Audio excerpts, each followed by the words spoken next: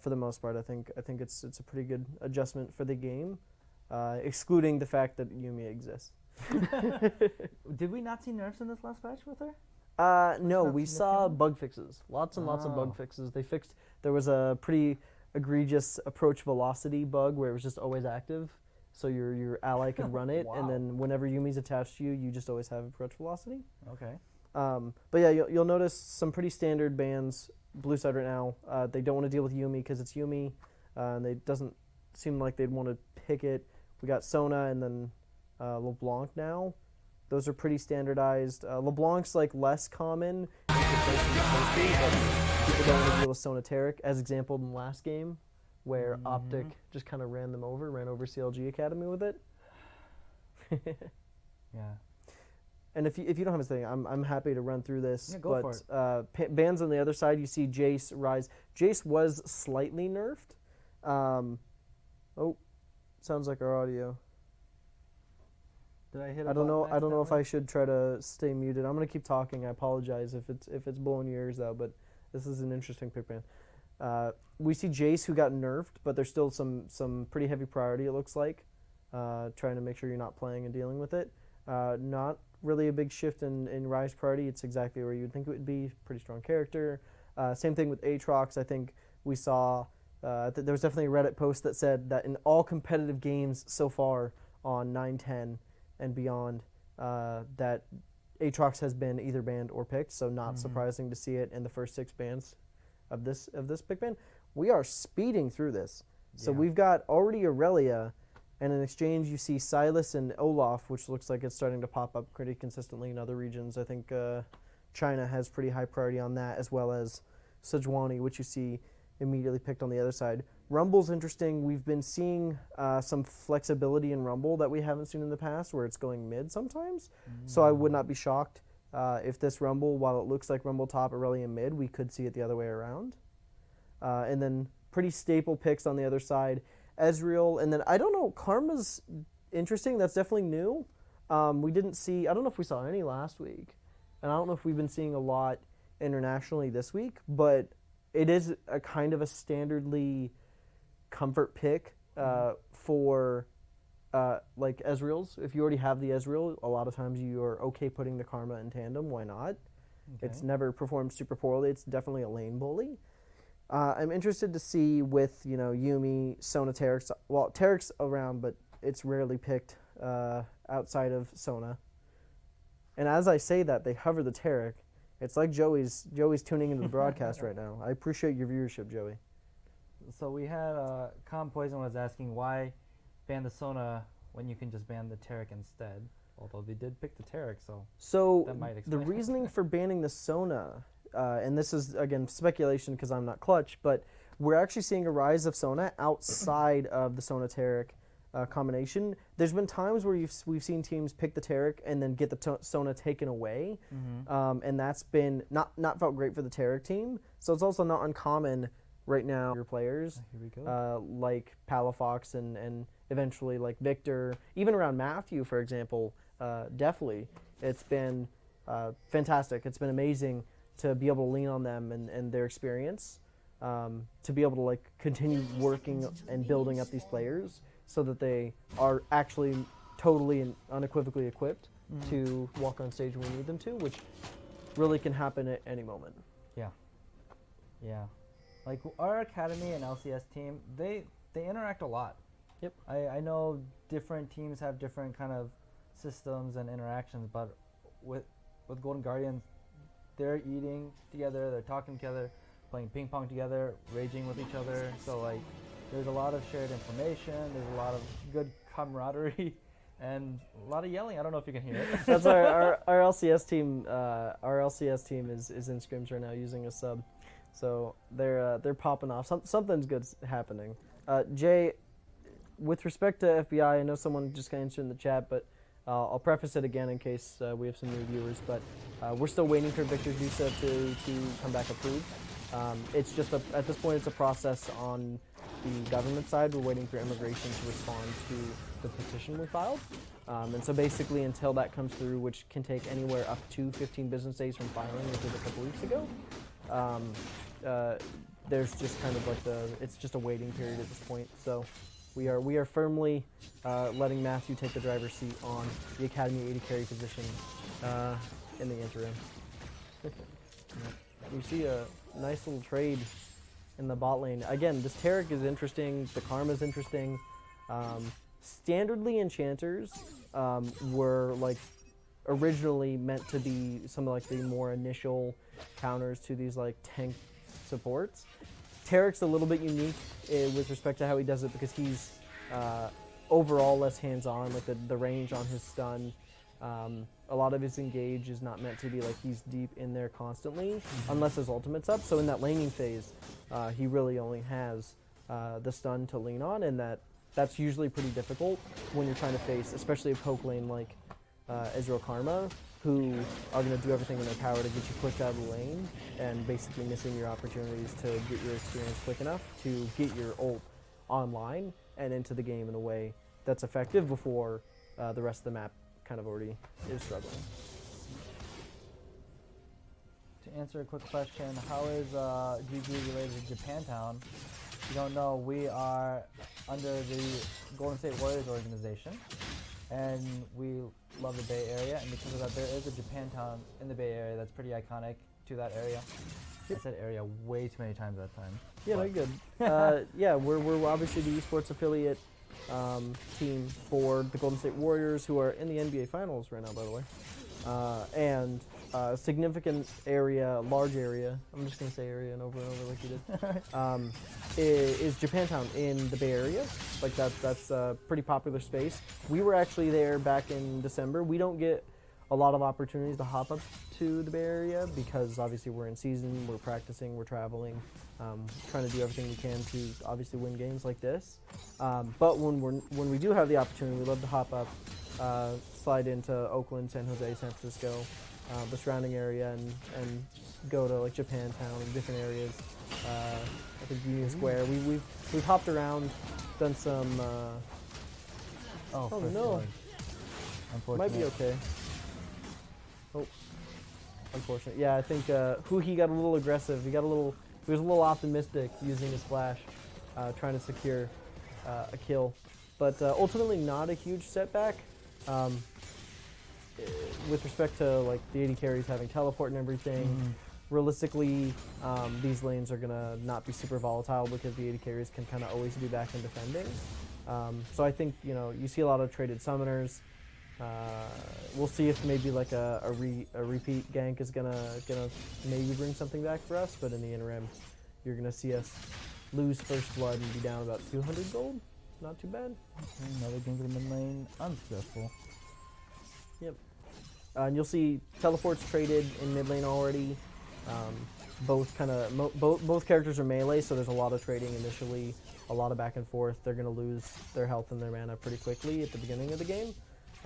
And so they opted to utilize those teleports to kind of give them an opportunity to reset their lane in favor of trying to hold on to them and use them for a bot dive or something like that.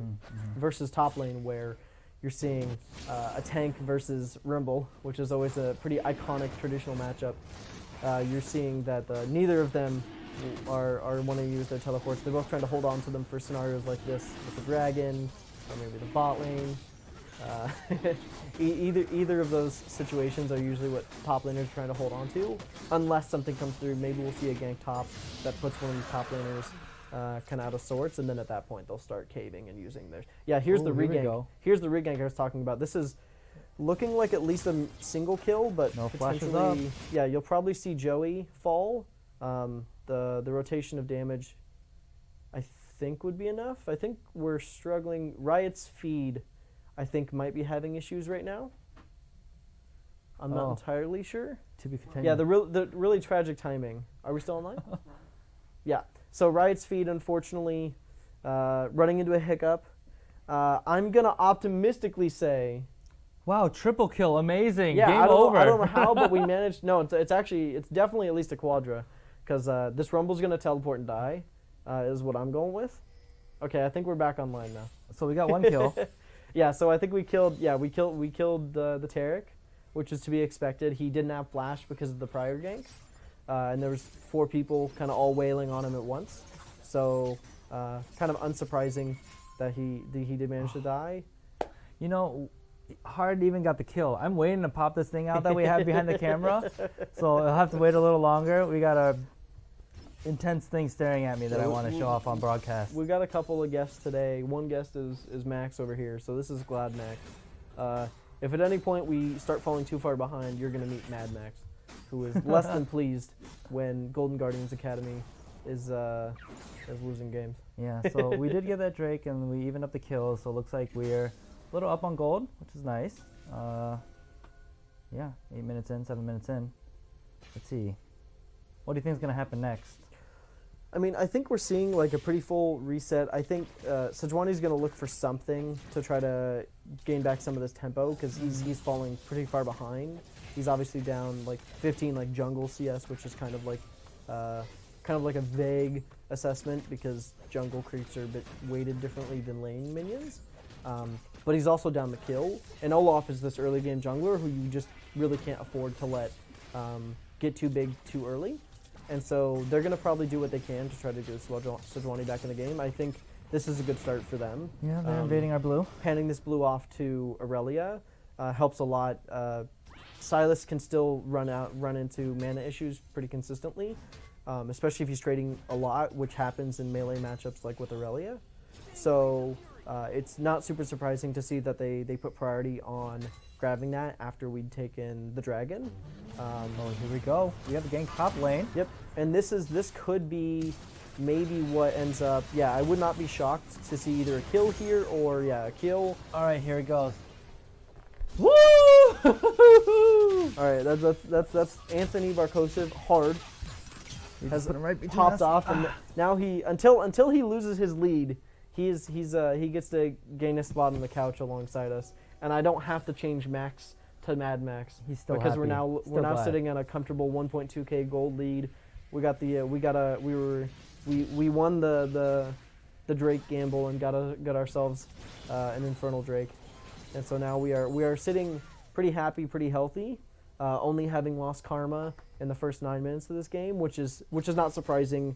An immobile enchanter support is prone to being abused early in the game, and so realistically, I think this is a pretty quality scaling into what we want to do. It doesn't even look like Deathly is behind either from that. Oh, not by any means, especially with this poke matchup. There's that small window where Karma doesn't have flash, but ultimately the Ezreal Karma actually has a reasonable chance to 2v3 if Sejuani comes through for a gank. So it's not super surprising to see that they've still been able to exert a lot of pressure and build this Ezreal a pretty healthy CS advantage at 15-14 right now. The only area on the map that's looking not like grim, but obviously less healthy than the other areas is this Silas versus Aurelia matchup, which is not super surprising given the circumstances of the early Sejuani pressure, as well as losing his blue. Like he's gonna inevitably be in a position where he's running low on mana, he's running low on health, he has to use his teleport to get back to the lane, and so that's pretty standard, not super shocking. And the trade for him is that his Olaf, who might come in and get yet another kill, is pretty massive. He's got that almost 20 CS differential in the jungle as well as 2 kills. He's already finished his warrior upgrade on his jungle item, and so he's sitting pretty happy because Olaf can really run away with games like this. His true damage, his reckless swings, everything about his kit is really happy to run into Sejuani and Aurelia, Kaisa, even Tarek. You can't be stopped. Yeah, he quite literally. Well, at least they do have Tarek, so they could keep the AD carry alive for a little bit while Olaf is just mashing axes on someone's face. This is an interesting window because of the timing. It's not looking good for Aurelia especially, who's probably going to fall. Yep, because they chose to take their tempo and apply pressure to Palavox, and he had to trade away his flash in the mid lane. But because of that, the Rift Herald got very low, and they felt pressured to come up and do something about it. But Rumble doesn't yet have priority over Ornn in the pressure-wise top lane, and so Ornn was able to come down sooner, and before the fight can even start, Irelia gets removed, Sejuani ends up getting caught out. The best thing Rumble can do is try to use his ultimate to relieve pressure, but it's not enough and they lose 2 people. Simultaneously, you see the continued pressure being exerted bot. Ezreal and Karma just continuing to bully this Kai'Sa Taric lane, which really struggles early. Until that Taric ulti is online and in position to be used with like probably a group of teammates, you're not going to see a lot of progress made on the Clutch Academy bot lane side. Yeah. This is looking really good for us. We just dropped Rift Herald in the bot lane. The insult to injury for sure. They're pushed out of the lane. They're low. Even a 2-man Taric ulti isn't going to be able to salvage a fight back this direction. So you're going to see the first turret go over to Golden Guardians Academy on the back of this Rift Herald dropped bot. There were already 2 plates down because of this Ezreal Karma pressure. Solo gold too. Yep. Ezreal is going to be very large and very scary when he backs. I would not be shocked to see. Sometimes this Sheen you're seeing can be built into a Trinity Force. That's probably the more aggressive build. We'll probably see a Gauntlet. Oh no, okay. He's ignoring the Irelia and he's ignoring the Kai'Sa, that armor or that damage. He says he doesn't need that armor. So he's going Trinity Force. So definitely really just wants to do what he can to take over this game and try to get it done early. I actually think that makes a lot of sense when you have an Olaf, because he's already going to be on a timer. Inherently, being such an early game jungler means that you need to get the game in a very one state, so that as you scale into the later of the game where you don't provide a lot of utility, the only thing Olaf does is run forward. When you're not able to instantly kind of delete someone on the enemy team, which tends to be the case later in the game, even Olaf can't manage that. You need to be able to win the game sooner, and a Trinity Force on Ezreal is the kind of thing that will do that more so than the Iceborne Gauntlet.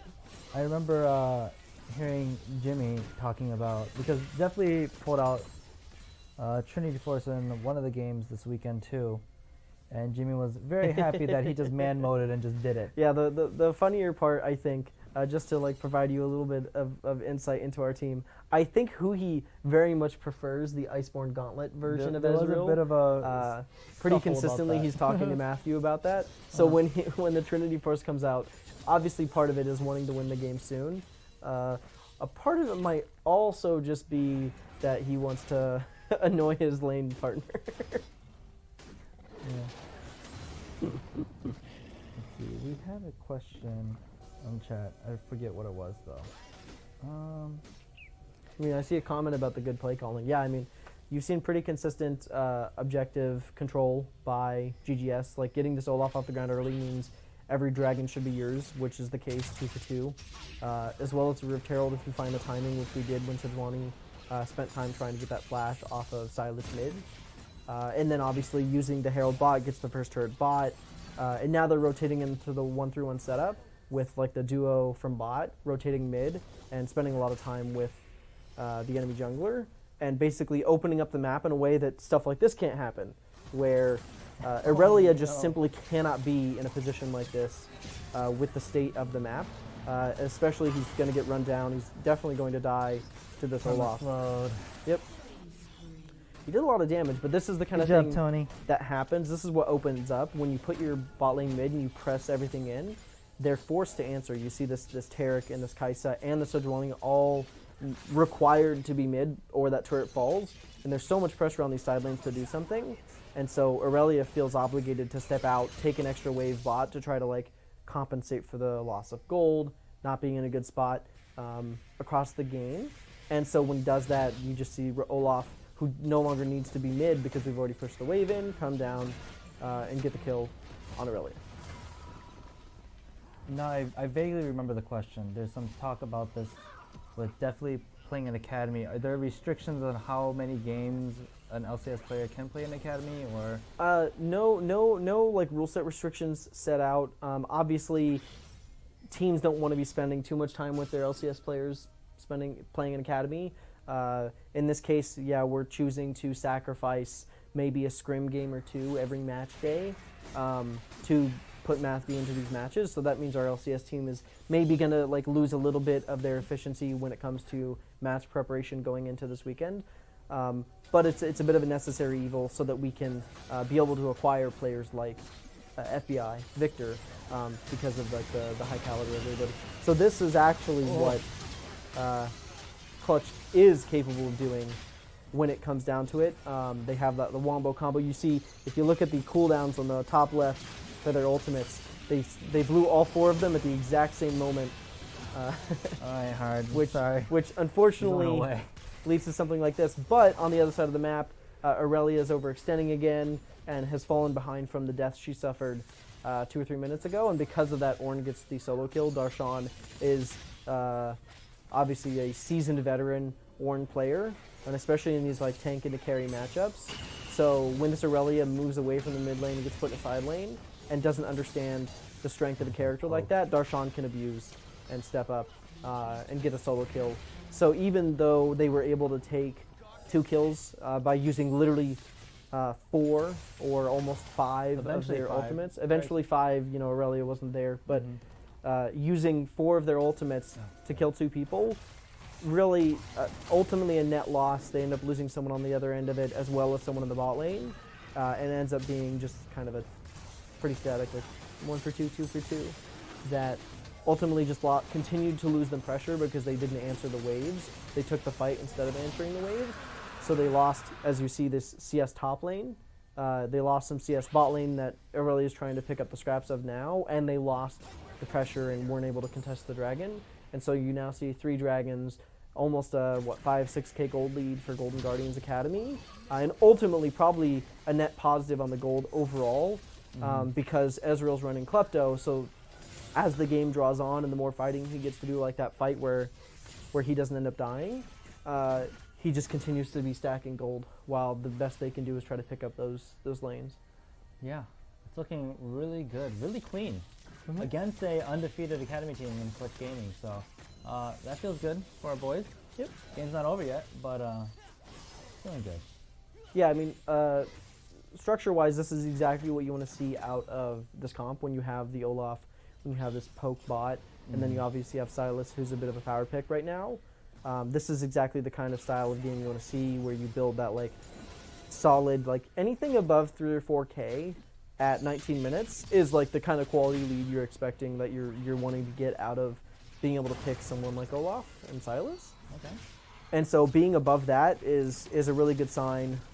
Puts us in a really good spot to continue pressuring, take this last tier 1 top, and even at 19 minutes 40 seconds be tapping on their tier 2 turrets, and continuing to further advance their lead. Oh my god. And all of this is opening up and setting up for what I hope will be well thought out and well executed. Oh, here all of the R's are back up, so you're going to see maybe 1 or 2 players die, which is not super surprising. I think Golden Guardians Academy might have been in a position where it would have made more sense to not pressure as hard as they did on that tier 2 mid, except that they were already getting the tier 1 top. And just be more aware of the cooldowns of the enemy team, because that was their one window to do something. Now again, though, you'll see that those abilities are on cooldown, and as this Ezreal comes back up, we've got 2 teleports on the Silas and the Ornn. I wouldn't be shocked to see a re-engage come out to 1, defend the turret, but 2, get revenge for what appears to be their overextension. Okay, there was a little flash there. Yep, and now this is basically Clutch, unless something drastic happens, has effectively ceded Baron to Golden Guardians Academy because they stayed too long and they used too much in that kill of Ezreal. And now they're just going to be lacking in pressure, they're going to be lacking in vision. If you look at the minimap, you'll notice that Clutch has no vision on this top side of the map whatsoever. Barely what they have a ward in mid at the tier 1. So realistically, Golden Guardians can kind of set up, clear out, and start really looking to execute on their Baron control. Yeah. You know, Olaf is pretty good at taking neutral objectives as well. Ezreal went Trinity for it, so that's gonna Not a lot faster too than Iceborne. Yep, exactly. I mean, he's going to continue pressuring in this turret that he already chunked down. Obviously, he died for it last time. He's not going to be in the position to do that again because these ultimates are not up yet. They're coming close. And because of that, the turret will fall, and there's now even less pressure available. You see the Ornn engage from the side. Ooh. Yeah, and that's what happens because he's got that Trinity Force. He actually is able to remove Taric from the game before the Taric ultimate actually lands. Oh, now ultimates are up. Yeah, and you'll see we kind of made that same mistake of kind of over aggressing when those ultimates or those cooldowns are coming back up. But it ultimately doesn't matter. You know, we're up 7K right now. Realistically, Clutch made too many mistakes early on. This Ezreal, the Ezreal Olaf Sylas are simply too big. And so when you pair that with like the mantra E of Karma, like that move speed buff for the entire team that really gets everyone going forward, like a very short miniature version of Sivir's ultimate, as well as this like massive Ornn engage that can hit almost the entire team there.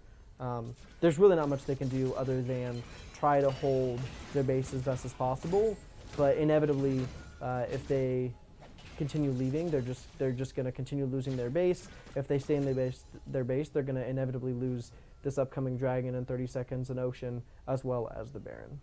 Yeah, they got to get back out there and get a little bit of vision control, at least to see if we're doing Baron, but it's not easy.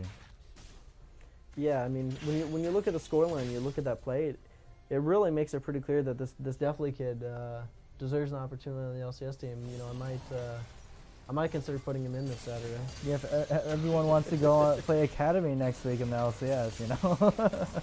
So yeah, this is exactly what I'm talking about. So Clutch has opted to contest the Baron. It's going to be interesting. There's no Taric ultimate and there's no Sejuani ultimate, which really are their main fighting tools. So unless something pretty egregious happens, I wouldn't be shocked to see Golden Guardians Academy try to just disengage, force some of the few ultimates they do have. They forced the Rumble ultimate, they forced the Aurelia ultimate, and now they've drawn Clutch out of their base, and you'll notice that the pressure is now coming in through those lanes. Those supers are pushing up mid. You're probably going to see Clutch lose this top tier 2, and then you're going to see basically a full reset and another push into this Baron. And again, every time Clutch leaves their base, you're probably going to... okay, so that's interesting. It's rare that you get to see... Oh no. Yeah, no, this is a potential throw on Golden Guardians Academy. Realistically, hard can kill Sun, but it's not super likely. And yeah, you're gonna see kind of a turnaround. That was on the back of a Kaisa engage, which is incredibly rare. She landed her long range W on that Karma, who's very squishy, and then immediately took the R in. And so now this is probably what's going to be a pretty crazy stall out for the game. I think Golden Guardians Academy made a mistake by overextending in that top side, following kind of pushing Clutch back, and they didn't anticipate that Clutch was going to be able to do enough, especially when the only thing they really had at the time. And now we're just trying to stall backs because we're hitting Nexus turrets right now. Oh my goodness. Yep. You'll probably see Rikara die here in a second. Yep. Definitely Flash is gonna, or he already flashed, he ease over. You're gonna see Kaisa fall here, and this might end up being the game depending. There still appears to be teleports on both Ornn and on Sylas. And so depending on when that Sylas comes up, you're gonna see a fair 25 seconds where there could be Kaisa unable to contest. So at a minimum, most of the Baron buffs have been wiped. I think there's, what, 1 or 2 remaining? There's 1 on Taric, and maybe there's 1 on Rumble, but I'm not entirely sure. I believe there's 2 left. Golden Guardians Academy don't really have the patience to wait out the Baron buff. So they're just going to go ahead and look to make this initiation because Kaisa has just come back up, just resurrected. And so in the meantime, there's like the kind of this re-engage going on, chipping down. Yeah, and I think you're going to see like it's a full brawl, 5-on-5. I actually think Clutch is playing this pretty well, like the kiting, the Baron buff. These minions are actually a problem. They're in the middle of the fight, blocking a lot of the abilities of Golden Guardians Academy. And so I think you're probably going to see maybe a reset after this inhib take. There's also a reality where Clutch chooses to try to call the bluff and take the fight, but it's not super advised. They don't have their ults anymore, and that's their Yeah. big strength. Yep, exactly. So you'll now see the Ornn ultimate come in. That's bad. Ezreal is just kind of deleted Ooh, that's not what you wanna on the see. back end of this fight, and so now you're going to see Sylas probably fall. Yeah, I mean, realistically, this was pretty unfortunate for Golden Guardians Academy. This doesn't necessarily even out the game, but it definitely stalls things out a bit. Not getting that second inhibitor is going to be a bit of a struggle. Yeah. Just a reminder for people that are wondering, Deathly's playing from the LCS in the Academy this week again because FBI, we are still waiting on his visa to get approved. So, kind of out of our hands. We're just waiting on the government to say, go. Yep. We're all anxious as well. We want it to happen. We're all really excited.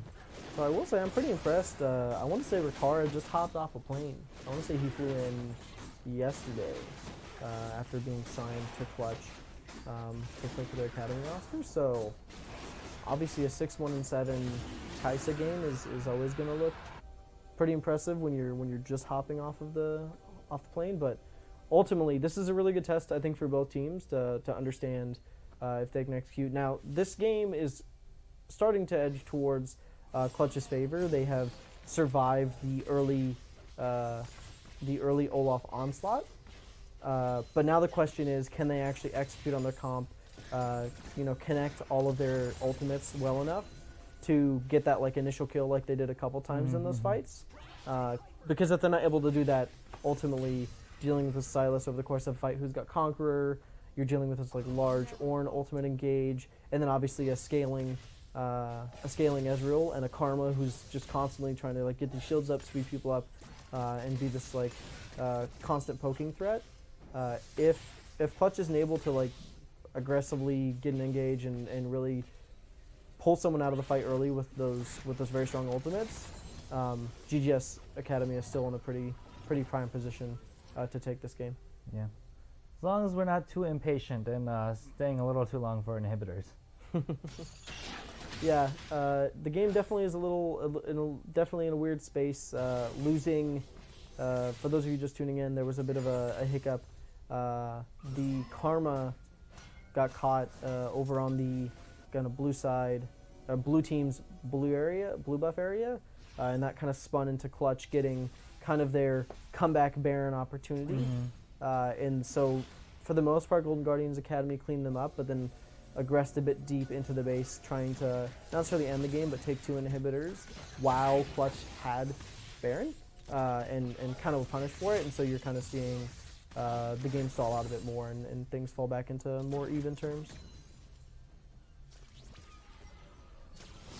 Let's see. So we have Baron coming up in a minute. So that's going to be on the table again. So we're going to see some vision control over there, and hopefully no pickoffs, at least from our end. That's going to be a risk because there's very little vision around Baron right now from either teams actually.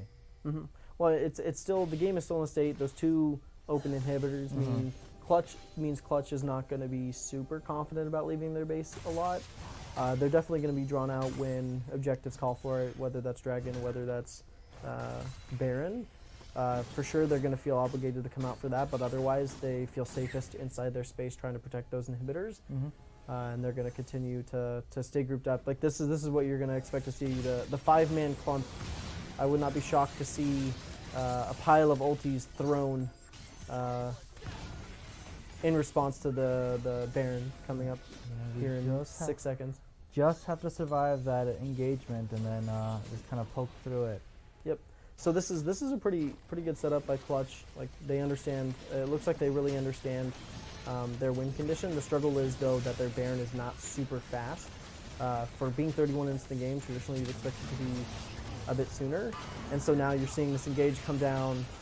You're seeing the seeing the Sejuani fall very low. You're seeing the Irelia fall very low. Those ultimates that Golden Guardians Academy elected to use aren't super high cooldown. Sylas, especially at this stage of the game, his R comes back up pretty soon, and he can choose from 5 pretty quality ultimates on the enemy team. And simultaneously, the Ornn ultimate, while it has been nerfed, is still not an insanely long cooldown. So that's a pretty good play on behalf of Golden Guardians Academy to basically gain control of that Baron vision, as well as push Clutch kind of back towards their base, back towards these waves that they needed to answer to, both in mid lane and ultimately eventually bot lane. Yeah. We have Palafox sitting on the Sejuani ult now instead of the Rumble ult, so that could be really interesting. Yep. Although So this is interesting. So again, the Silas popping up with this like low cooldown. He goes for this engage. Unfortunately, he's a little bit stuck out right now. So depending on the Clutch made Come back, Tony. Clutch made the cardinal error of using 3 or 4 of their ultimates and not killing someone, which is pretty much a requirement at this stage in the game for what they're trying to do. And so you're just going to see Golden Guardians Academy just kind of route them pretty quickly. This is probably going to be the end of the game. Really not much Clutch can do. They have no ultimates. Aurelia, Kaisa, Rumble, none of them are really equipped to hold off a 5-man push. There is also a reality, though, where Golden Guardians isn't confident in their 5 versus 3 with Sejuani coming up in 10 seconds, and so they're going to opt for the safer play of taking the free Baron, taking maybe a free Dragon, unless Clutch opts to go for that and trading the Baron, and you'll see the game continue out from there. You got a risk-averse team after that, trying to take that second. Yeah, I think they, you can definitely see they're a little bit concerned about repeating their mistakes of pushing for 2 inhibs and going for more when they're not solidly with a larger lead, and so you're going to see kind of what I referenced. Like, kind of surprised Clutch didn't make an attempt at contesting at least this dragon. There was definitely time for it. It looks like they're trying to set a trap. But it's going to be, I'm going to be curious to see how this pans out. This Taric ultimate's not up for a while, which is a pretty big deal for them. And simultaneously, Golden Guardians has no obligation to go towards this Cloud Drake. It's just not, it's not something they need at the stage of the game. So it's much easier for them to push these waves in, force Clutch to show numbers on the map, and then go take the Cloud Drake, which is absolutely the correct call when you have these like large impact ultimates and a lot of people missing. This is totally a fair call to make. Yeah, that was good because like in spectator view we see all the visions, but Golden Guardians Academy did not see anyone on Clutch Gaming on the map. Yep. They had no idea where anyone was. They know Dragon's up, and yeah, they avoided walking into a 5-man ultimate in the bush. Yep. So this is actually where the game is going to get a little bit tense both directions, I think. Obviously Golden Guardians is feeling pretty comfortable. They're in a weird spot because they could wait for this next dragon, wait for this Elder to spawn, and they have the 4 dragon buff for the extra damage. But simultaneously, as the game draws on and this Olaf continues to fall off, there's a reality where that's just not worth it. It's easier to bait out these ultimates, continue to do this poke damage. This Ezreal Karma are obviously just going to be massive at this stage of the game. And so Clutch, it's very difficult for them to step up or really do anything inside their own base even. And so you're going to see what appears to be kind of an attempt at a 3-lane, fully Baron buffed, super minion waves attempt into the base while they continue to poke. And again, until that Rumble ultimate, until that Sejuani ultimate, until those are up, it's very difficult for Clutch to really pull anything off. And this is exactly what you're going to expect. They've now used more of their high value ultimates. Oh no! No! Yeah, definitely getting caught out. Ezreal dying on the side is actually surprisingly impactful. Simultaneously, there's a reality where the minions are just going to end this game soon. Baron buff, triple wave minions really don't have any patience, regardless of how well you're fighting team fights. And simultaneously, this Olaf and this Silas are just massive. So Ezreal's death ultimately means nothing, and Golden Guardians Academy is going to hand Clutch Gaming Academy their first loss. Yeah. Ending in style. Mr. Palafox himself. I'm guessing that's who